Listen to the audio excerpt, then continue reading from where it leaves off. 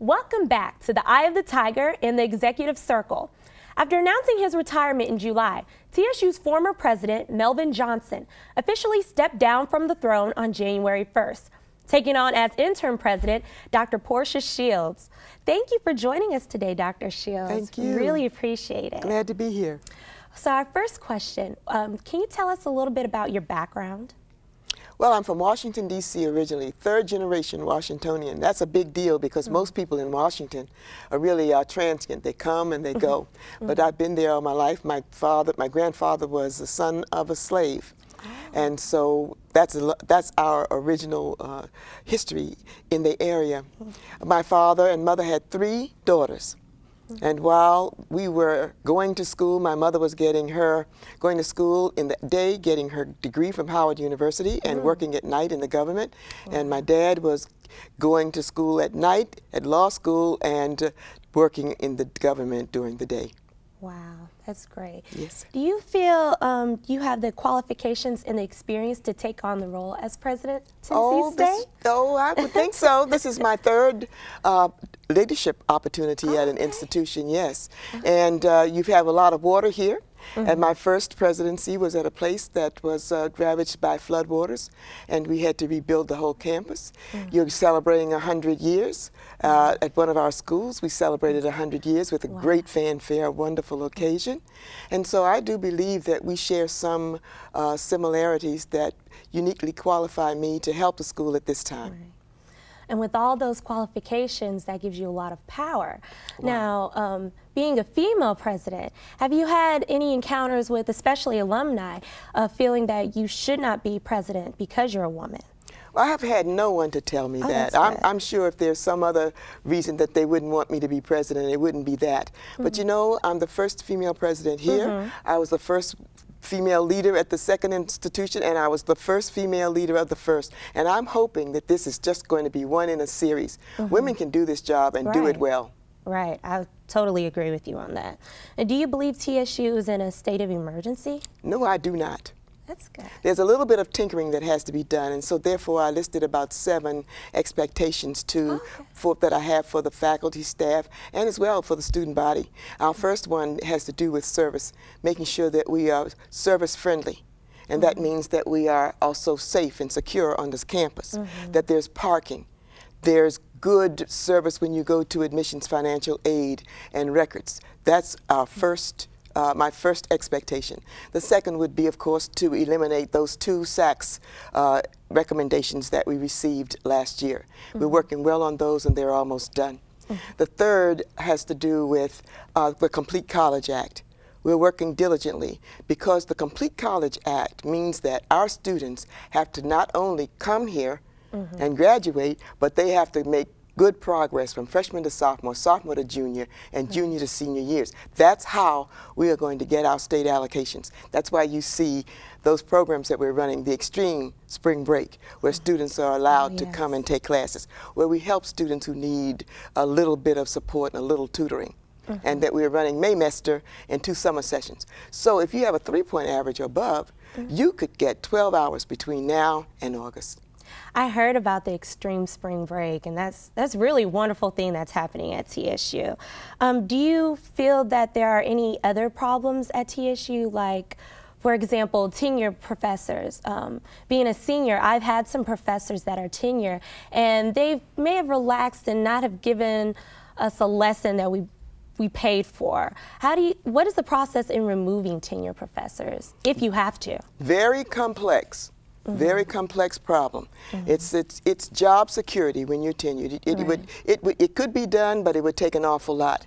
What we would expect, though, from our students is to have the courage to evaluate faculty as they should be.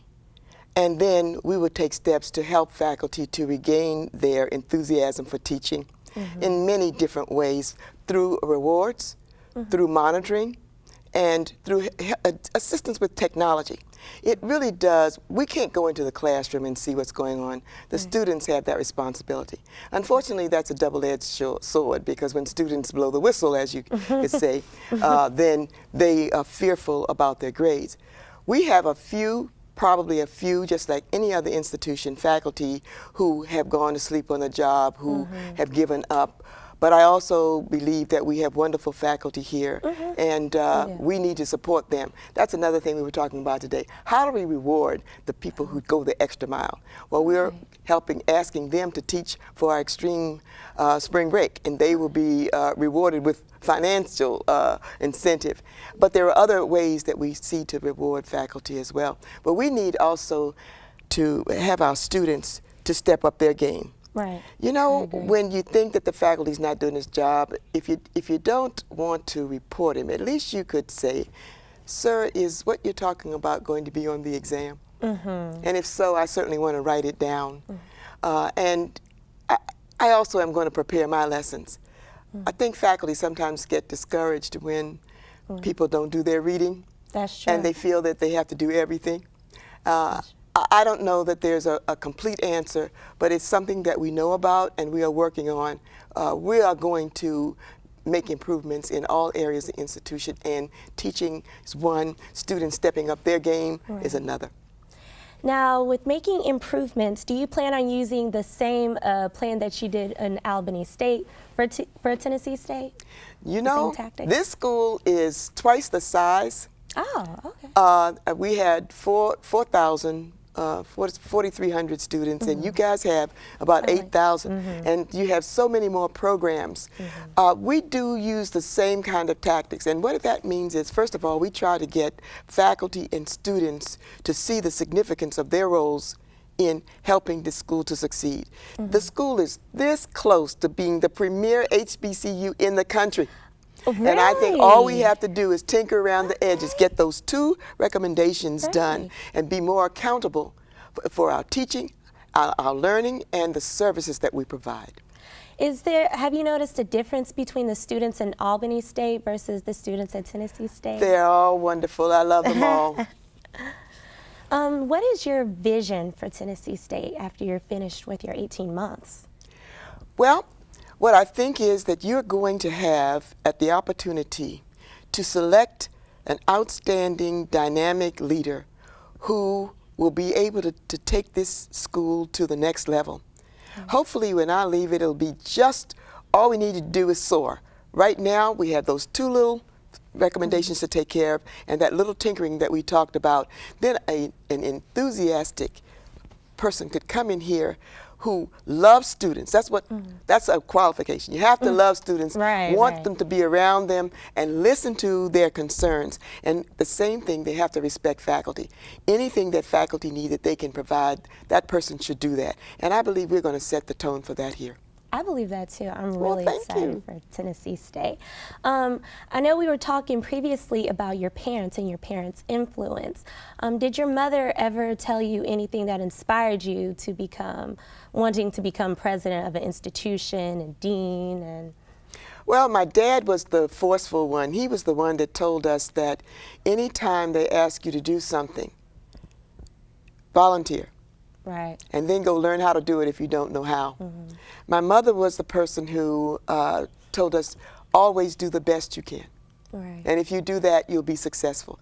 At the end of the day, if we have done what we think is our best, we know that that is all that can be done, and we probably will be successful at most levels. That is why my sister is an outstanding congresswoman in Washington, D.C., and why my baby sister, we call her because she's the youngest, is a hospital administrator at Kaiser Permanente. My dad and mother are gone, but when they were here, I was not a president, but I got my PhD, and they were not surprised. They just expected it. You go as far as you can go. And that's what I think these students should do. So when you come and you get your degree in August, I'm going to ask you, are you going to stop here or are you going farther? And you're going to tell me all the way. Of course. All the way. That's what I expect. Well, we've run out of time, but thank you so much, Dr. Shields, for joining us today. We're going to head to commercial break, and when we return, we'll hear about how a women's organization is benefiting the entire Nashville community.